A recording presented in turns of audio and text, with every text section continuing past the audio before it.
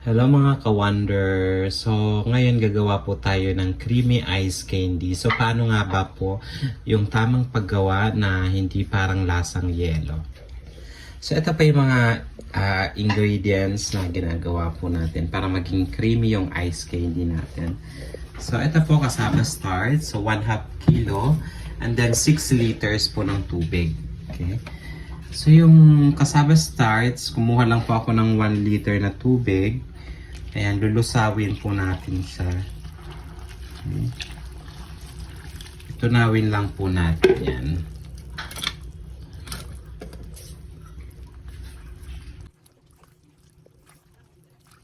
Ayan. So, kailangan ko na matutunan. So, ito po yung mga ingredients natin para sa creamy ice candy. Ayan, so, yung tinunaw po natin na kasaba starch. 1 kilo sugar, 1/2 kilo ng milk boy or skim milk, 2 all-purpose cream. Pwede po kayong gumamit ng any brand. Ito po yung gamit ko, yung Angel. Medyo mas mura kasi siya. Tapos isang gata. So pwede po kayong fresh gata, pwede naman pong coconut cream na available. And then 2 iba. And isang malaking condensed milk.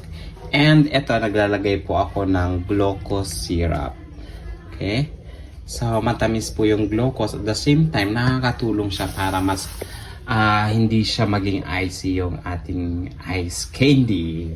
Okay, tara, game! So, magpapakulo po muna tayo ng ating tubig. So, 5 liters lang po yan. Kasi yung 1 liter is nilagay na po natin sa tinunaw na kasaba starch. Yun. So, dapat 6 liters po in total yung ating tubig. Okay? So, ayan, kumukulo na po yung ating tubig. Ayan, so nilagay na po natin yung gata dyan para maluto din po yung gata. And now, ilalagay naman po natin yung ating tinunaw na cornstarch sa tubig natin. Okay? So, ilagay lang natin yung ating tinunaw na cornstarch. So, dapat ang magiging texture niya, so haluin nyo kaagad siya para magiging texture niyan, ganyan na kaagad. So, luto na kaagad yan, isang ano lang. So, kailangan nyo lang haluin para hindi siya masunog. Kasi mabilis po yan masusunog. Papait po yung inyong ice candy o kaya yung ice cream nyo. Ayan. So, magiging ganyan na siya kalapot. So, kailangan talagang masipag kayo maghalo.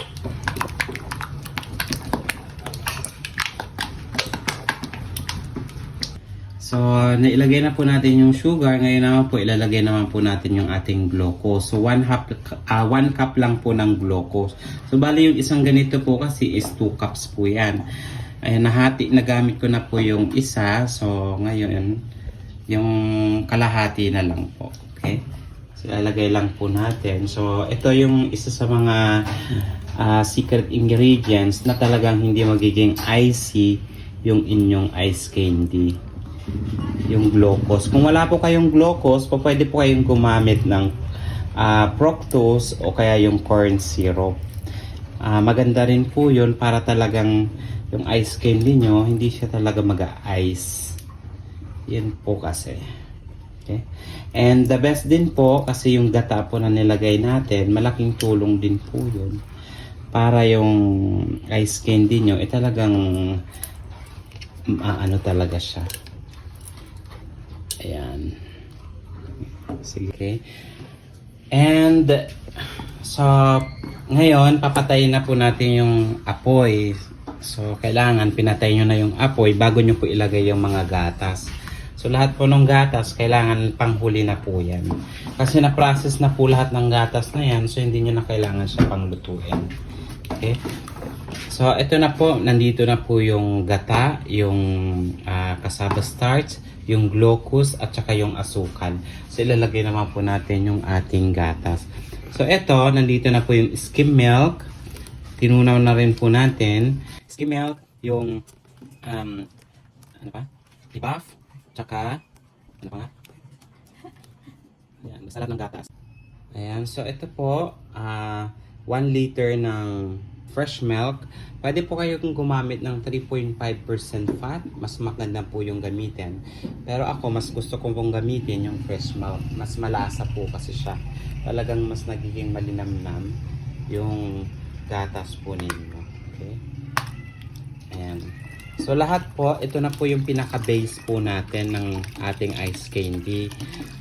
After nito, po pwede na po kayong maghalo ng, pag malamig na po siya, ihalo na po ninyo yung inyong mga pang flavor, katulad po kung gagawa po kayo ng mangga, ng chocolate, ng avocado. So, yun na po yung ilalagay nun ninyo na pang last. Pero ito na po yung pinaka-base po ng inyong ice candy. Okay? Good. Ayan, so mamaya titikman naman natin. And ilagay naman po natin yung ating condensed milk. So ito po yung gamit ko, Durin. Yung malaki po. Bali isa lang po yung gagamitin natin. Ayan, so ibuhos lang po natin lahat yan.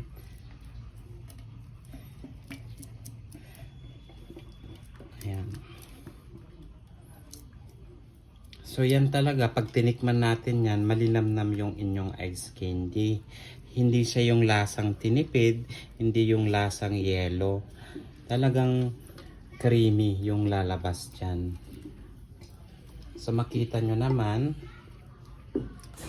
ito na po yung mga flavors na nagawa po namin. Yan po yung strawberry, magnum, melon, mangga, tsaka meron din po kaming avocado and buko pandan. Yun lang. Thank you po.